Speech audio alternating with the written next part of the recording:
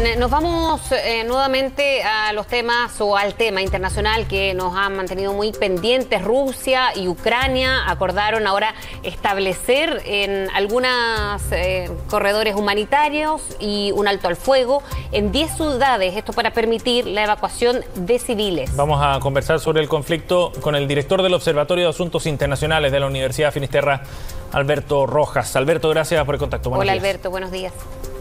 Hola, ¿qué tal Frecia? ¿Qué tal Sebastián? ¿Cómo están?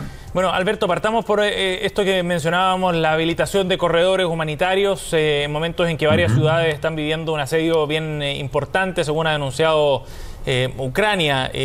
¿Cuán importante es concretar efectivamente esto en el contexto de las negociaciones también que se están dando, Alberto?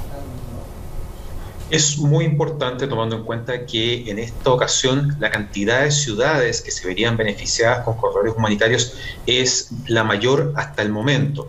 Durante el fin de semana hubo fallidos intentos, lo vimos, de concretar estos corredores humanitarios que finalmente no resultaron porque las fuerzas rusas continuaron sus ataques. Va a ser fundamental ver si durante la jornada de hoy esa situación se repite, es decir, que se autorizan los corredores, pero se continúa también con los ataques, porque además, por la cantidad de ciudades involucradas y la población que representan, la posibilidad de muertos y heridos en cantidades enormes sería claramente un retroceso frente a lo poco que se ha logrado hasta el minuto.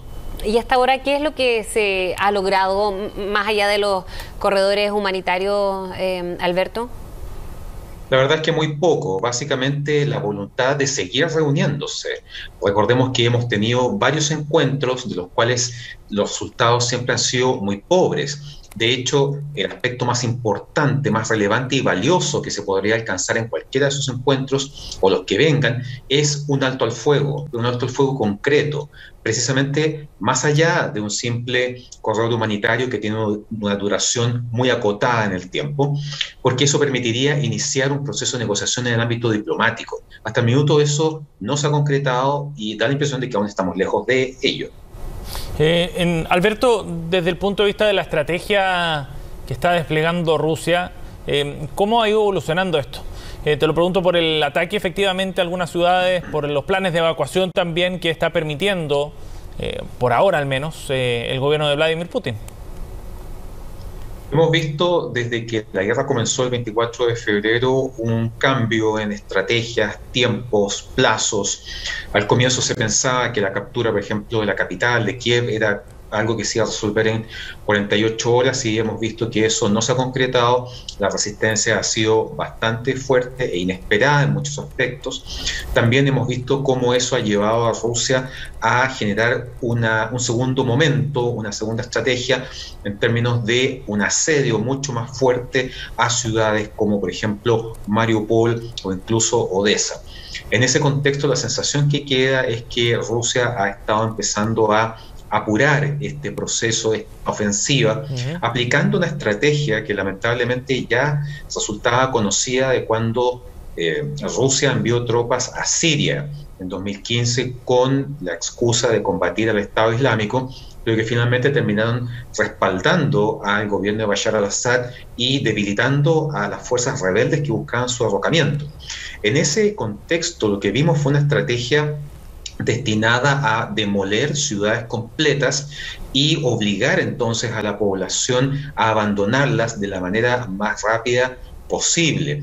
Mariupol es un ejemplo de eso. La ciudad ha sido particularmente castigada y lo que estamos viendo ahí es que en el fondo las fuerzas rusas están vaciando esos territorios de población ucraniana, obligándolos a desplazarse hacia el oeste.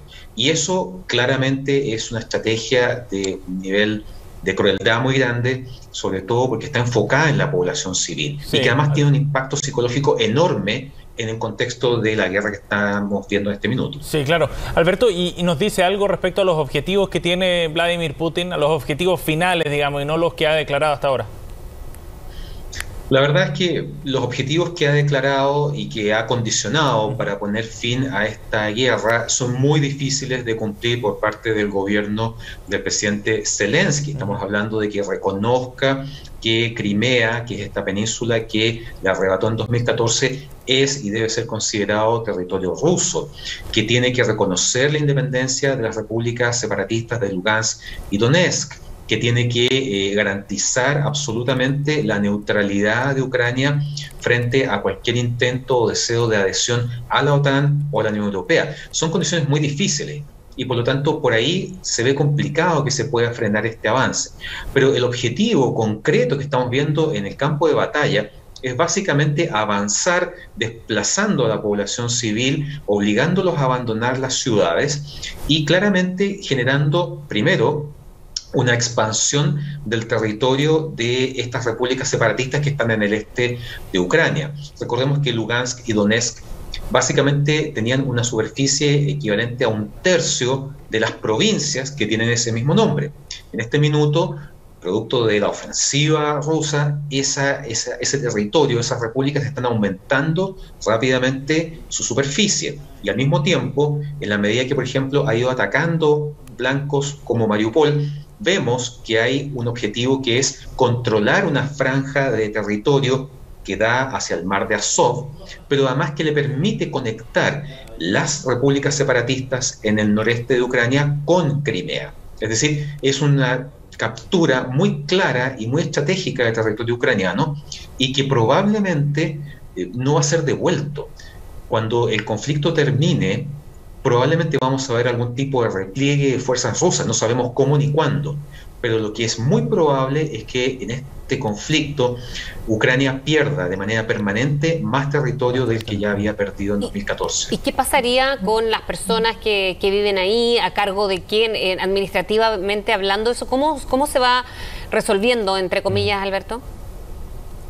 Es muy probable que, por ejemplo, en esta franja, ¿verdad?, en donde está Mariupol y que conectaría estos dos territorios, la población ucraniana va a ser desplazada, está siendo desplazada de manera violenta y forzada, de modo que lo más probable es que esos territorios pasen a ser ocupados por la población rusoparlante de Ucrania y de esa manera hay un cambio en términos demográficos muy fuerte en cómo era Ucrania hasta antes del conflicto, de modo que en ese sentido no veríamos probablemente población ucraniana bajo autoridad rusa o bajo autoridad de las repúblicas separatistas. Simplemente ellos serían desplazados y ese espacio sería ocupado por otro perfil demográfico. Y eso tiene que ver con las proyecciones de la crisis migratoria, Alberto, que se han hecho.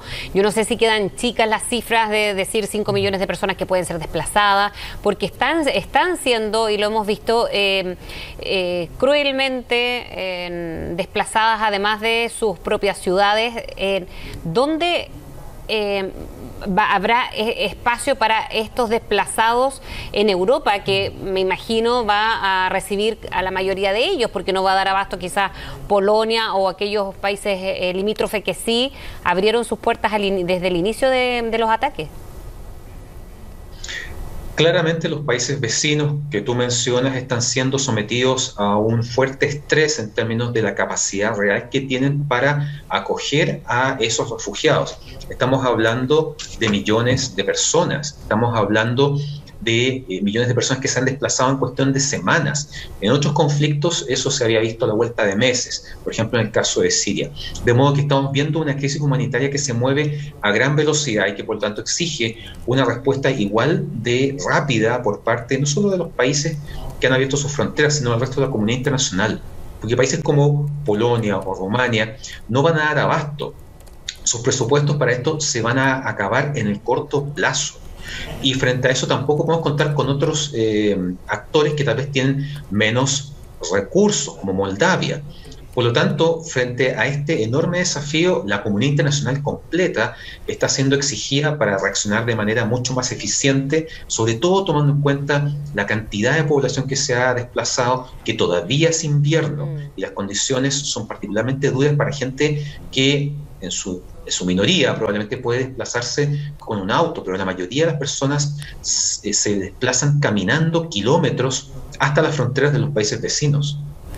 Bien, Alberto, vamos sin duda a seguir muy atentos a las repercusiones, a la reunión de mañana, jueves también, que es otra opción quizás de acercamiento. Muchísimas gracias, Alberto. Va a ser muy Chao, importante. Alberto, gracias. Muchísimas gracias a ustedes. Hasta luego.